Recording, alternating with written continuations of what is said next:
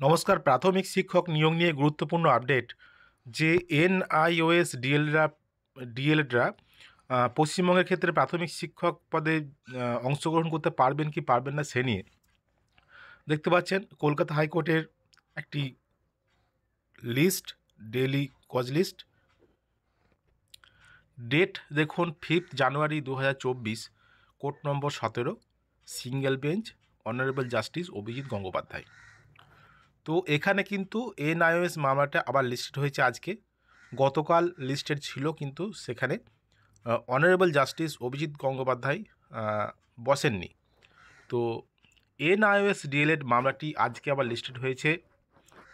দেখতে পাচ্ছেন 19 নম্বর সিরিয়ালে WPA 16/11/8/2023। এইটাই হলো 19 নম্বর যেটা সিরিয়াল নাম্বার আছে, সেটা কিন্তু এনআইওএস ডিএলএড মামলা। পশ্চিমবঙ্গের প্রাথমিক শিক্ষক নিয়োগের ক্ষেত্রে এনআইওএসরা অংশগ্রহণ করতে পারবেন কি পারবেন না সেই নিয়ে।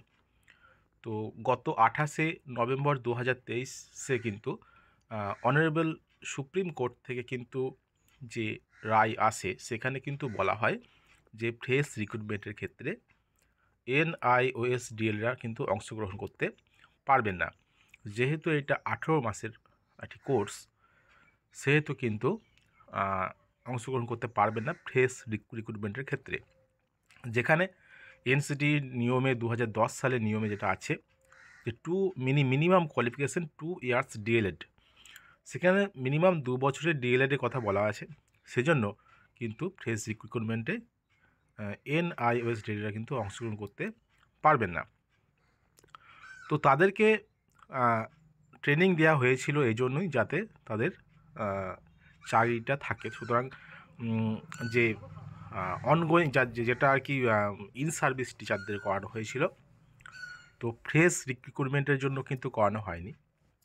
তো ফ্রেশ রিক্রুটমেন্টে কিন্তু এনআইওএসরা কিন্তু মহামান্য সুপ্রিম কোর্টের রায় অনুযায়ী কিন্তু বসতে পারে না। তো সেই নিয়ে কিন্তু কলকাতা হাইকোর্টের এই কেস যে আজকে উঠতে চলেছে, কি হয় দেখা যাক।